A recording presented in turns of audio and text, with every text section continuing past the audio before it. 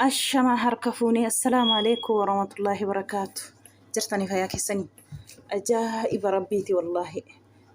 حاشتي في ما كشان أكما نما أنتني أكاولتي ددربتها جرو أفانيني أكما واني كمبلو ددربتني وين أكا دربتني أكسما جتشان والدربتها جرو ما كشين ما كان جرتني سني لماني بيتوكو كيسا فكينياف بيتوكو كيسا جرتو يجود هاشان كان برسيته ملأشا يو هنجرو جتشا جرو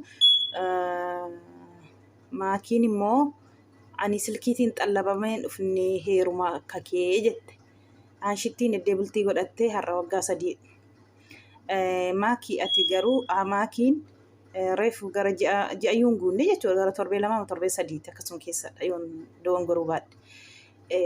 Ammasini waan namni ilmi namaa guma lubbuu namaa baaseyyuu dhiifatama walii godhee waliin nyaatee dhuga namni jechaan wayin immoo barreessamaa naa turuuti jechuudha. Kana dhiistanii waliirra darbuu dhiistanii gizeesin miidiyaatti baatanii deebii walii laattanii nama gaddisiistu sin lamaan keessanuu dhugaa rabbii. Girrisaan immoo waan tokko argate Allahu akbar. Kanuma iyyaa oola qabata godhate waan ittiin fooloo guuruu barbaada. Hela jarri kun bor nagaa buusanii waliin jiraachuu danda'u. Garuu jidduu galtanii waan hin taane waan sinirraan bareenne tokko hin bukeessinaa jara lamaan jidduu galtanii. Bor jaarsi walitti araarsuu danda'a isaanii. Garuu ulee hin fayyu jecha hin fayyamu. Maaliif gocha hamilee namni nama cabsu arrabaan yoomuu hin fayyamu. Fakkeenyaaf madaa tokko wayin cabdan ta'e wayin immoo opereeshinii tokko ta'e hin hodhama yeroof qoore miti qoore garuu madaan sun eddeen tarsa'e wayin eddeen kutame sun hin beeskisa achumatti hafee jechuudha. Anni garuu qooreera jechillee akkasumadha.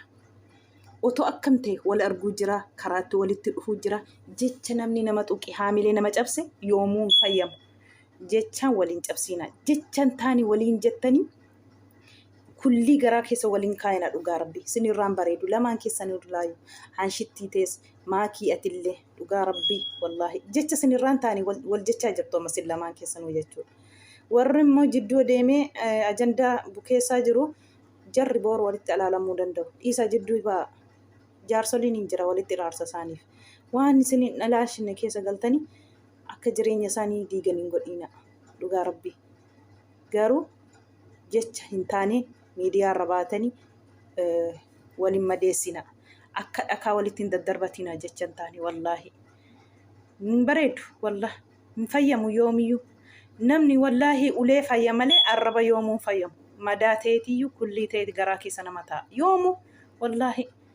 Kanaafuu rabbiin keera haa taasisu wallaahi nama gaddisiisa waan ajandaa godha ilma miidiyaa kanarraan adeemu wallaahi gizee tokko nama gaddisiisan Oromoo kana ay Oromoo jedhe habiinu akka ilaaleeti bara wallaahi jaallatee miti namicha akkasee ilaaleetiyyuu akkas jedhe arrabattillee Oromoo kana bakka hin taaneettan argamullee Oromoo kana auzu billahi minash shayxaanir rajiim wallaahi rabbi sine haqeesh wallaahi amma jarrin lamaan biyya tokko hanshittiin arsii yoo taate Hamzaan biyya maakiitii jechuudha. Mee maarratti wal gahu. Wayin isheen barreessiteef maa barreessite nagaa jechuun hin jira. Maaltu kana jechan taane wal sin jechisiisee miidiyaa irratti baasee deebii walii sinii kennisiiseme. Maaltu akka walitti sin daddarbassiisa.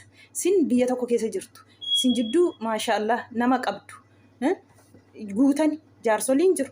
Walitti maaliif yoo nam tokko balleesse amma miidiyaatti baatanii asuftanii wal arrabsitanitti achi deemtanii maal balleesse maal si godhe yoo wal jettanii wal gaafattan maal rakkina qaba. Jaarsi jira namni jira walitti sin fidee yoo abbaa badii qabu badiitti murteesse walitti sin araarsanan waanuma xiqqituu tokkotti maaf guddaa kana geeyanii namni ajandaa sin godhata yeroo hunda kana ajandaa namaa maaliif taatu gaa rabbi.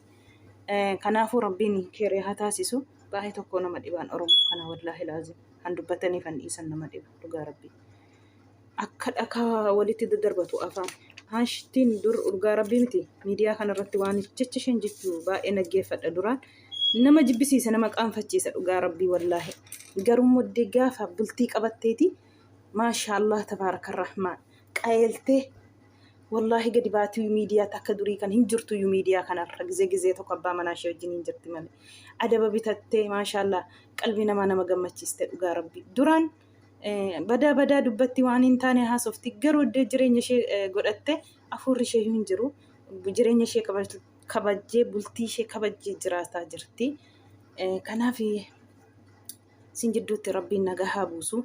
Hani ibidda dubartiin qabsiistee fi ibidda ijoolleen qabsiisteen qabbanaa jedhanii rabbiin nagaa sinii haa buusu insha Allah.